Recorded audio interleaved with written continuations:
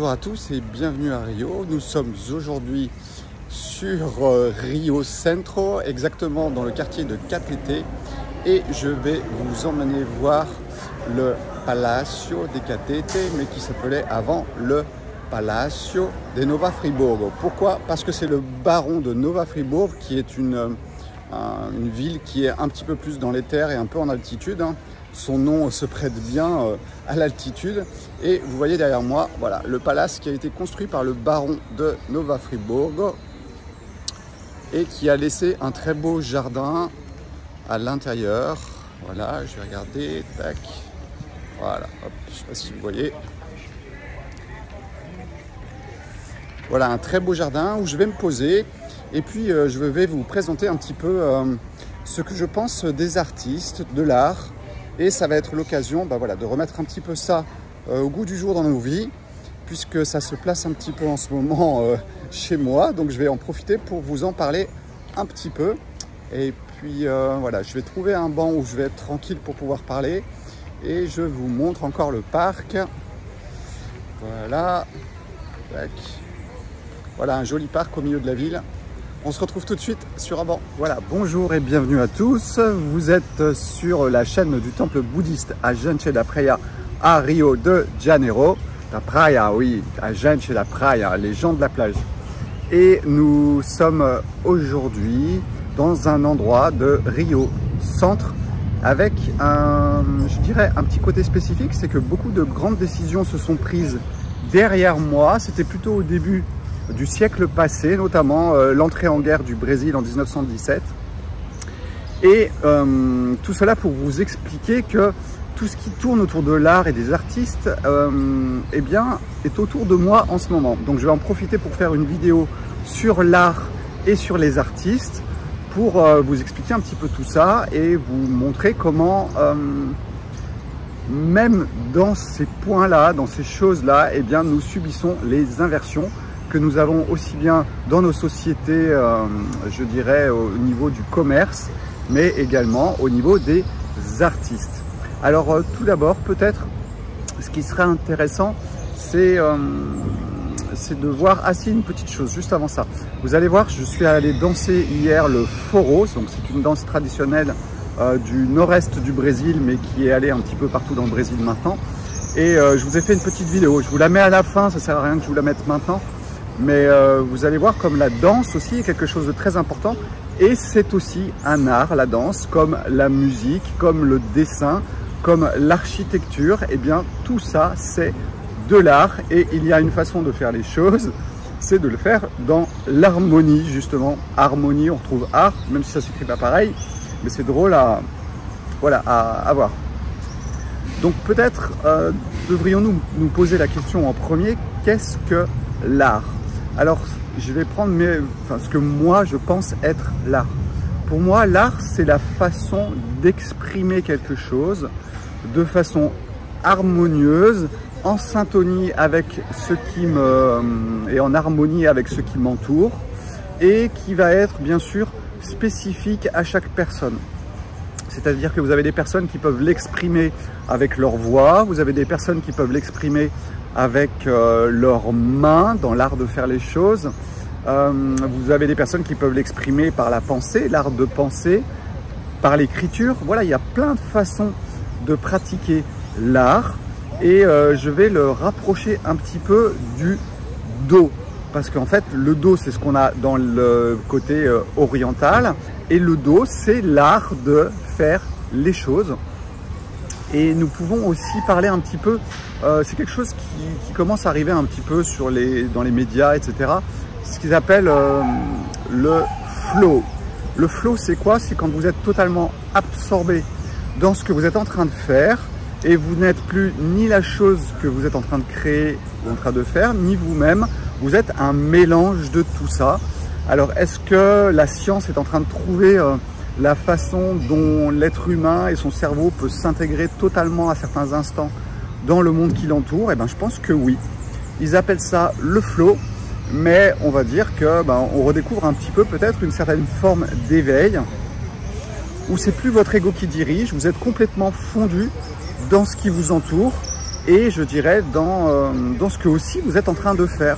Et le bouddhisme Dzogchen, c'est vraiment d'essayer de trouver ça, trouver la façon de vivre dans la vie, dans le flow, et sans forcer, à ce que les choses coulent. Si je suis là aujourd'hui en train de vous parler de ça, je ne l'ai pas du tout anticipé, ça s'est tout passé maintenant, il y a à peu près 20 minutes. Et je me suis dit, tiens, je vais faire une petite vidéo sur l'art, parce que voilà, c'est ce que je rencontre en ce moment, et je suis dans le flow de ça en ce moment aussi. J'ai la chance d'avoir eu une grand-mère qui adorait danser, donc elle m'emmenait au bal avec elle. Et puis donc la musique a toujours fait partie de ma vie. Je joue du piano, de la guitare, j'ai fait de la batterie. Et voilà, la musique est quelque chose d'important pour moi, où aussi on peut toucher ça. Donc l'art est important, je pense, pour chacun, à son niveau et en fonction bien sûr de ce qu'il aime. Et c'est la façon quelque part d'exprimer sa danse dans la vie. Voilà, c'est un petit peu comme ça. Et voilà, j'étais content hier soir de pouvoir aller danser, parce que ça faisait quelques temps que je n'avais pas dansé. Normalement je danse plutôt le rock'n'roll, mais j'ai fait aussi toutes les danses de salon. Et là, je vous avoue que pour une fois j'étais débutant. Ok, il a fallu que je mette ma fierté un peu de côté. Et puis d'habitude je suis plutôt un rôle qui est totalement différent avec ma cavalière. Mais bon, c'est comme ça. Donc voilà, ce côté de l'art, c'est vraiment essayer de trouver ce moment où on lâche tout et on est dans ce qu'on fait. Alors ça demande bien sûr une certaine pratique et je dirais une certaine technique aussi, même si on peut marcher dans la rue d'une façon artistique, sans aucune technique. Mais pour ce qui est de l'art de la peinture, ce qui est de l'art de la musique, eh bien oui, ça demande un entraînement pour que votre corps en finisse par oublier ce qu'il est en train de faire, tellement ça a été répétitif, et du coup vous le sentez à l'intérieur de vous. Donc voilà, cet art, je pense qu'il est vraiment très important. Il est exprimé autour de nous par les artistes, je vais en parler après, et je dirais que il y a quand même une grande inversion aujourd'hui au niveau de l'art, parce que les artistes, ils nous font aussi ce qui vibre. Et s'ils vibrent à l'inverse, eh bien en fait tout ce que l'on va voir va être à l'inverse. C'est le cas de la musique, c'est le cas de beaucoup de choses aussi dans la peinture. Et moi, je vous avoue que j'accroche pas trop à tout ça. Et j'ai préféré donner de l'argent à un artiste et un bon artiste pour peindre mon camion, plutôt qu'aller à Rock in Rio, qui est ici et qui coûte une fortune, et qui ne sera qu'une journée passée à danser le rock et écouter de la bonne musique, parce que j'aime aussi le rock, il n'y a rien à faire. Mais voilà, mon choix a été fait, ça a été de donner et de privilégier un artiste. Et maintenant, je vais vous parler un petit peu des artistes. En même temps, je change de main et je change de vue. Comme ça, ça va vous permettre de voir un petit peu ce qui est autour de moi. Et c'est vraiment très joli, un joli parc dans la ville. Et je pense que je vais aller visiter ensuite le Palace qui ouvre à 10 h. Donc, il me reste encore un petit peu de temps. Donc, les artistes, si on regarde bien aujourd'hui ce qui se passe, eh bien, je pense que les vrais artistes qui ont le sens de beaucoup de choses, sont pas forcément beaucoup aidés. Et ça, on le comprend très bien puisque le système inverse tout.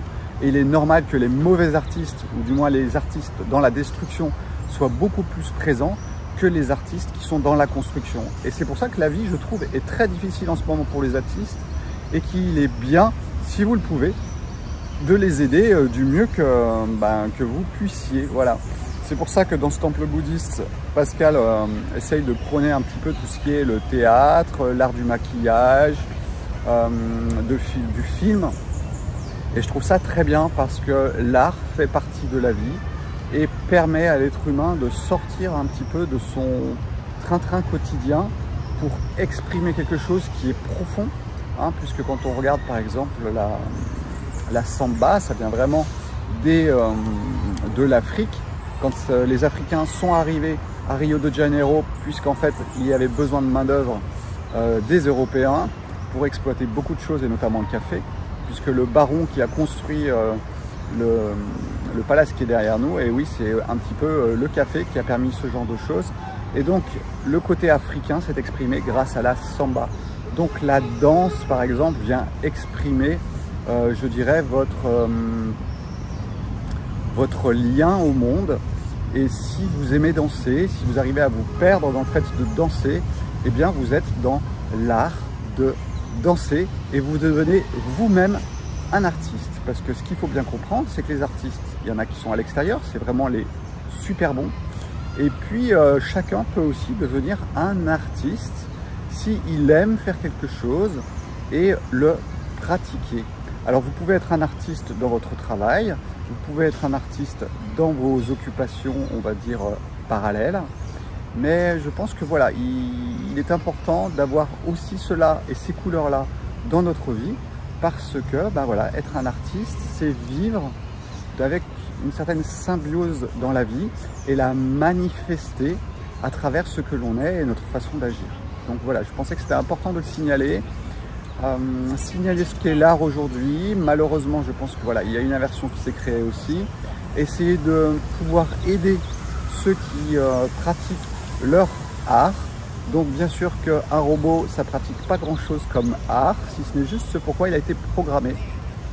C'est tout l'avantage des êtres humains et de leur diversité et de leur couleur.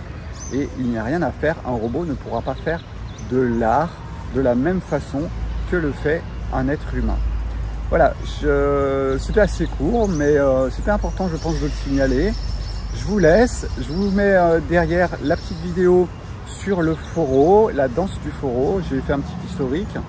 Et puis je vous dis à bientôt, ici ou là. Ciao, ciao, bye bye. Voilà, ce soir je me suis fait beau pour aller danser le foro. Alors le foro, c'est une danse brésilienne qui revient un peu à la mode au Brésil et qui était surtout originaire du nord-est du Brésil, des endroits très désertiques où la vie était vraiment pas facile. Et donc ce qui ressort normalement de cette musique, c'est quand même de la difficulté par rapport à la samba qui se veut quand même beaucoup plus joyeuse. Mais c'est revenu au goût du jour. Les gens du nord-est ont dû partir pour trouver du travail ailleurs et donc ils ont importé leur danse au niveau du Brésil et un petit peu partout. Qu'est-ce que je peux vous dire aussi sur le foro? Alors ça se danse à deux, ça peut se danser assez proche, mais pas forcément.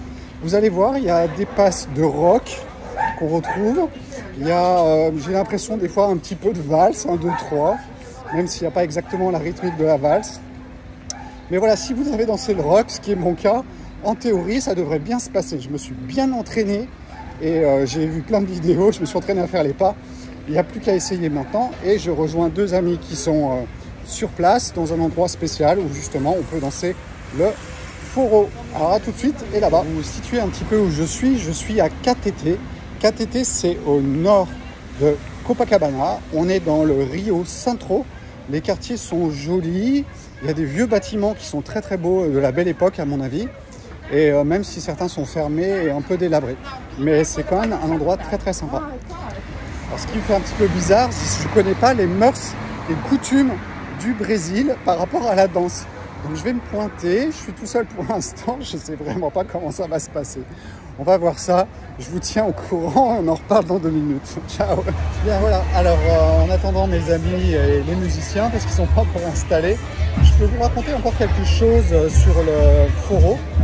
Les consonances viennent vraiment du sud du Portugal. Et puis, on parle sur internet d'instruments indiens, ce grand tambour. Donc je vais vous filmer tout ça quand les musiciens vont commencer. Et la samba est vraiment normalement la danse du Brésil, mais elle est originaire de Rio. C'est de Rio que tout est parti. Et c'est vraiment avec l'esclavage que l'on a l'arrivée de la samba avec toutes les rythmiques de l'Afrique. Donc là, le foro est vraiment différent. Vous avez l'accordéon, vous avez un triangle. Je vois que le gars a pris son tambour. Donc vous allez voir un petit peu ça. C'est vraiment le bal musette du Brésil qui à une certaine époque était vraiment mal coté par les gens de la haute société. Et aujourd'hui, tout le monde s'y est mis un petit peu. Ce qui fait que le foro peut se danser un petit peu partout dans le Brésil. Et il n'y a pas que la samba au Brésil, il y a aussi le foro. Ciao.